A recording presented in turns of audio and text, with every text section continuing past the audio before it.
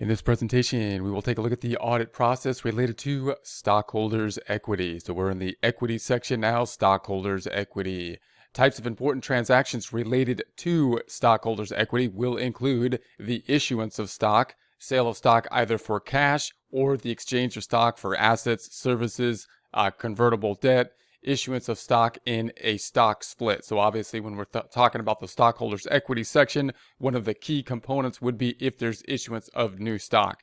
Now, if we're talking about a publicly traded company, it may be the case that new stock will be issued, but it's probably not a lot of transactions as compared to other types of areas within the financial statement. So we would expect the issuance of stock to not have a whole lot of transactions. If we're talking about smaller companies, then it's quite likely possibly that there's no stock issuance taking place. If there's a stock issuance for cash, fairly straightforward. It gets a little bit more complex if stock was issued for something other than cash, which can be the case.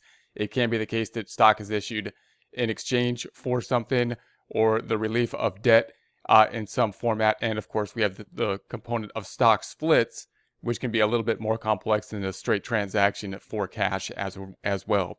The repurchase of stocks, both the reacquisition of stock and retirement of stock, is another type of transaction we want to look into, of course. If the stock is going to be repurchased off the market, if we're talking about a publicly traded company, for example, and they repurchase their own stock, either to hold on to it, to acquire it as treasury stock, or if they're going to basically retire the stock, those are transactions we want to keep aware of or be aware of within the auditing process. And the payment of dividends, both cash and stock dividends. So the dividend payments, something that we want to consider with relation to stockholders' equity. Of course, the dividends payment being the payment back, kind of similar to a draw for a sole proprietor of the earnings. So the dividends can be in the form of cash, probably a more straightforward thing to audit, or will be pretty much a more straightforward thing to audit. Stock dividends going to be a little bit more complex to audit. Control risk assessment. So now we're going to consider the control risk with relation to stockholders' equity. A substantive strategy is generally used to audit stockholders' equity because the number of transactions is usually small and the value is often large. So in other words, once again, we typically will be using a substantive strategy. Why? Because just like it's kind of like with the fixed asset type of account, if we buy things like property, plant, and equipment, there's not a whole lot of transactions that are happening, and therefore we probably can audit more of those transactions with a straight substantive procedural tests. The same thing can be true with the stockholders' equity. In other words, we have small transactions number-wise, not a whole lot of transactions, so we can audit pretty much all the transactions. And the transactions that are involved are typically all large dollar amount transactions. So all the transactions that are there are things that we typically are going to want to audit, want to do substantive procedural testing for. And therefore, although we will get an idea of the internal controls and the inherent risk, we're probably going to be doing a lot of substantive testing no matter what our determination is about the controls and the inherent risk. Auditor still needs to understand the controls that are in place to prevent the misstatement of equity transactions. So in other words, when we say that this is going to be a substantive type of procedural approach, we're going to take a substantive approach to substantive testing, you might think, well, great, I don't have to think about the controls or testing the controls or thinking about the internal controls or the inherent risk because I'm just going to do all the substantive testing anyways. Well, that's not really the case. We still have to know the controls because that's part of the process that's going to fill our bucket that we need of audit evidence in order to issue our opinion. Publicly traded companies will use an independent registrar, a transfer agent, and dividend disbursement agent to process and record equity transactions. So in that case, if we're talking about a publicly traded company, these individuals will be involved as we go through that formal process within a publicly traded company.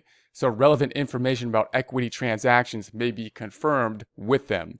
That's great for us and part of the process, part of the reason that is there is a type of internal control, a type of regulation for publicly traded companies. Within the audit process, it of course gives us these individuals, these kind of bureaucratic type of institutional individuals outside of the organization that we can then help get an understanding of these transactions with. Now we'll consider assertions and the control activities related to those assertions in regards to stockholders' equity. The first one being occurrence. So the assertion of occurrence verify that stock and dividend transactions are valid and that they comply with the corporate charter. The next assertion is accuracy. With relation to accuracy, verify that stock and dividend transactions have been correctly posted in the accounting records. So we want to make sure that they're correctly posted in an accurate format. And then the assertion of authorization. We want to verify that stock dividend transactions were correctly approved. Did we go through the approval process? And notice that stock dividend transactions is going to be something that could be a large major type of transaction. So there should be a formal, basically, approval process. And then we have the valuation assertion. Verify that stock and dividend transactions were correctly valued. Segregation of duties. So segregation of duties are major internal control with relation to stockholders' equities. Those responsible for issuing, transferring, and canceling stock certificates will not have an accounting responsibility. Now, this is ideal. We're hoping that we're able to do this, that those responsible for maintaining the detailed stockholders' records should be independent from the maintenance of the general control accounts.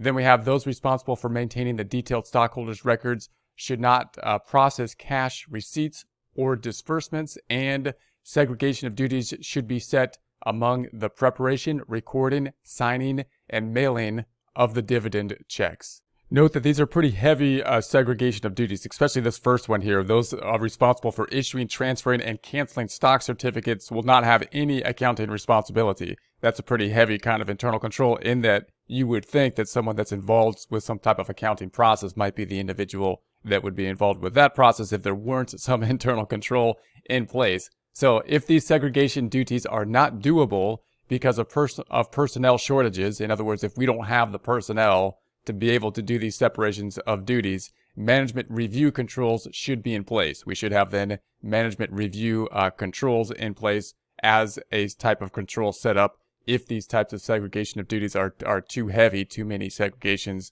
for that particular organization to handle. Now we're going to consider the auditing of capital stock and take a look at the assertion of occurrence and completeness. If outside agents are used, auditor confirms information relevant to the year and amounts with them. So if we have an outside agent, then the auditor can go to the outside agent and confirm information relevant to the year and the amounts. When outside agents are not used, then the auditor has to do something else. What's the auditor going to do? Trace the transaction of shares between the stockholders to the stock register and or stock certificate book.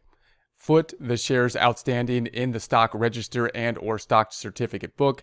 Match them to total shares outstanding in the general ledger. Examine any canceled check certificates and inspect any unissued stock certificates in the stock certificate book. So once again, we have the capital stock auditing, occurrence. If outside agents are used, if we have the outside agents, the auditor can confirm the information relevant to the year with them. When the outside agents are not used, the auditor will have to go through some more procedural steps. Those steps being, once again, trace the transaction of shares between the stockholders to the stock register and or stock certificate book. Foot the shares outstanding in the stock register and or stock certificate book. So that means add them up, of course. Match them to the total shares outstanding in the general ledger. Examine any canceled stock certificates and inspect any unissued stock certificates in the stock certificate book. Now we're going to consider the assertion of valuation. Stock issued for cash is fairly simple transaction. So when we consider the valuation of stock that's issued for cash, because it's typically considered a market exchange, if it's going to be a publicly traded company on a market exchange, fairly straightforward type of transaction, the valuation would be, you would think, the market exchange, and the market exchange not too difficult to know considering cash was paid for it. And so proceeds from the sale are traced to the cash receipts records for valuation. Valuation is more complex when stock is issued for property, goods, or services. Obviously, when we have property, goods, or services, we are issuing stock, which we may not exactly know the value for, although if other stock is being traded on the stock exchange, that might help us with that type of transaction, but it's more complex than if we just got cash in a market transaction. And then, of course, the property, goods, and services that we're receiving, it's hard to determine exactly what the market rate is for those property, goods, and services. So that's a bit more complex of a valuation. Stock dividends can also be a more complex auditing issue. So when we have stock dividends, so in essence, when we're giving back value to the shareholders, but instead of the giving back, in essence, the retained earnings, the earnings of the company in the form of cash, giving it in the form of dividends, that can be a bit more complex to value as well. Auditor needs to recompute the stock dividend and trace the entries to the general ledger related to valuation. Now we're going to consider completeness. Disclosure items include, so the disclosure items we need to include number of shares authorized, issued, and outstanding. So the number of shares authorized, issued, and outstanding.